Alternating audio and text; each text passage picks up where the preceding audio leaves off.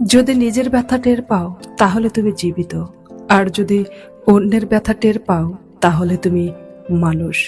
আমি ঘৃণা করি সেই সমস্ত মানুষদের যারা নিজের খুশির জন্য অন্যের মুখের হাসিটুকু কেড়ে নেয়।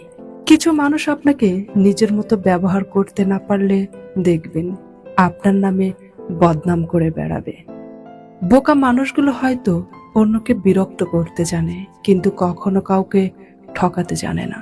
বদলে যায়নি, আগের মতোই আছি। পার্থক্য একটাই, আগে অন্ধ ছিলাম আর এখন দেখতে শিখেছি। টাকার পরিমাণ কম হলে রক্তের আত্মরাও বিভিন্ন অনুষ্ঠানে দাওয়াত দিতে ভুলে যায়। জীবনে ঠকলে হয়তো বিশ্বাস নষ্ট হয়, কিন্তু শেখা যায় অনেক কিছু। এই শহরে বাঁচতে হলে নিজেকে শক্ত করে গড়ে নিতে হবে, কারণ এই শহরের মানুষ সহজ সরল মানুষের রক্ত চষে। সময়ের সাথে সাথে সবকিছু বদলে যায়।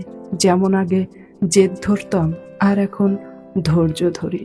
শুধু কি ছেড়ে যাওয়াকেই ঠকানো বলে? না, কখনোই না। পাশে থেকে অভিনয় করাকেও ঠকানো বলে। সময়ের সাথে সাথে বদলে যাওয়া মানুষকে কখনো আপন ভাববেন না, কারণ এরা হচ্ছে ঘূর্ণিঝড়, যা মানুষের ক্ষতি ছাড়া কখনো উপকার করে না। সত্য বলার কারণে যদি তোমার চারপাশের প্রিয়জন দূরে সরে দাঁড়ায়, তবে মনে রেখো তুমি এতদিন আবর্জনাগুলোকে আগলে রেখেছিলে। সঙ্গে থাকলেই সঙ্গী হয় না, কাছে থাকলেই কাছের মানুষ হয় না। স্বার্থের জন্য যারা ধরাকে সরা জ্ঞান করে, তারা কারোর বন্ধু হয় না। বেঈমান কখনো কাঁদে না, আর স্বার্থপর কখনো কোনো স্মৃতি মনে রাখে না। মানুষ প্রয়োজন মেটাতে যতটা প্রশংসা করে, প্রয়োজন শেষ হলে তার থেকেও বেশি বদনাম করে। উপকার বড়ই অদ্ভুত জিনিস, করলে মানুষ ভুলে যায়, আর না করলে সারা জীবন মনে রাখে। বেঈমান কখনো অনুতপ্ত হয় না, স্বার্থপর কখনো কৃতজ্ঞতা স্বীকার করে না, আর সুবিধাবাদী কখনো কারোর আপন হতে পারে না। সমাজে এখন সত্য বলাটা যেন অপরাধ হয়ে গেছে। হয়তো ঝগড়া সৃষ্টি হয়, নয়তো সম্পর্ক নষ্ট হয়। সবকিছুতে কপালের দোষ দিয়ে লাভ নেই।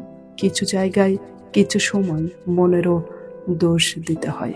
মানুষ আঘাত না পাওয়া পর্যন্ত বদলাতে পারে না। যে যত বেশি আঘাত পায় সে তত বেশি বদলায়। মানুষের পতন সেই সময় থেকে শুরু হয়ে যায় যখন সে আপন মানুষকে হারানোর জন্য পর মানুষের পরামর্শ নেয়। টাকা আর সম্মান এক না। টাকা তো ভিক্ষা করেও পাওয়া যায়, কিন্তু সম্মান সেটা তো কর্ম, ব্যবহার আর চরিত্রের মাধ্যমে অর্জন করতে হয়।